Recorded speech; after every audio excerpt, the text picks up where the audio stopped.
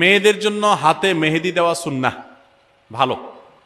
নবী করিম সাল্লাল্লাহু আলাইহি সাল্লাম কোন এক নারী কিছু একটা দিয়েছেন পর্দার আড়াল থেকে হাত দিয়ে বা কোনোভাবে, তো নবী সাল্লাল্লাহু আলাইহি সাল্লাম মহিলাদের ওদিক থেকে দেওয়া হয়েছে কিন্তু হাতে মেহেদি নাই, এটা দেখে তিনি আশ্চর্য হয়েছেন যে কোনো পুরুষ নাকি সেখানে, মানে পুরুষের হাত আসলো কোত্থেকে। তখন বলা হলো না, মহিলাদের হাত।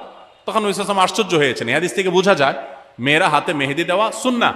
অনেক মেয়েরা হাতে মেহেদি দেওয়াটাকে তারা মনে করেন শৌখিনতা, বিলাসিতা। তাদের এই সাজগোজকে ইসলাম পছন্দ করে, প্রশংসা করে, করবে, বিশেষ করে বিবাহিত নারীরা তো বটেই। বিধায় মেহেদি ব্যবহার করলে অজু হবে, কোনো অসুবিধা নাই, নামাজও হবে। এমনকি আর্টিফিশিয়াল মেহেদি যেগুলো বাজারে পাওয়া যায়, টিউব মেহেদি বলা হয়, এগুলো দিলেও অজু হবে। এগুলো দেওয়ার ফলে অনেকে মনে করেন অজু হবে না, কারণ এগুলো দেওয়ার ফলে অনেক সময় এই মেহেদিগুলো খসে খসে পড়ে, চামড়া খসে পড়ার মতো। তো এটা আসলে চামড়া খসে পড়া না, এটা চামড়ার উপর আলাদা কোনো আবরণ বা স্তর সৃষ্টি করে না, বরং এক ধরনের কেমিক্যাল থাকে অ্যাসিডের মতো। এটার কারণে চামড়ার উপরে সূক্ষ্ম লেয়ারটা, যেখানে বেশি মেডিসিন পড়ে সেখানে একটু খসে পড়ে।